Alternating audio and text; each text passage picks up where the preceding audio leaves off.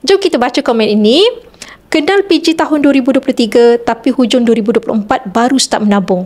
Alangkah baik kalau terus menabung tahun 2023 dulu.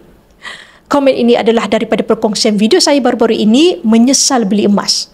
Komen seperti ini adalah hanya sebahagian dari situasi sebenar penyimpan emas public gold yang mana mereka menyesal kerana tidak konsisten menyimpan dulu.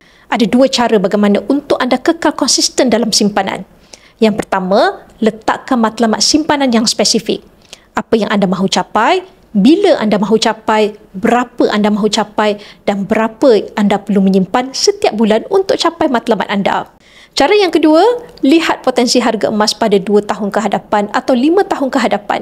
Bukannya potensi emas dalam bulan ini atau tahun ini. Jadi letakkan matlamat simpanan yang anda bekukan ke dalam bentuk emas untuk matlamat jangka panjang sekurang-kurangnya 2 tahun ke atas. Ini memastikan anda tidak jual emas anda hanya kerana ia sudah untung. Kerana sejarah harga emas menunjukkan, walaupun harga emas ada naik dan turun dalam jangka pendek, tetapi harga emas sebenarnya naik secara purata 10% setahun sejak 20 tahun yang lalu. Apabila anda sudah ada matlamat yang jelas, anda akan berusaha sedaya upaya untuk merealisasikan impian anda. Bagi yang sudah bersedia untuk mengukuhkan kewangan dengan simpanan emas fizikal bersama Public Gold, anda boleh rujuk pin video saya untuk 5 langkah daftar akaun Public Gold dan saya akan bimbing anda dalam cara dan langkah-langkah simpanan emas yang terbaik untuk anda.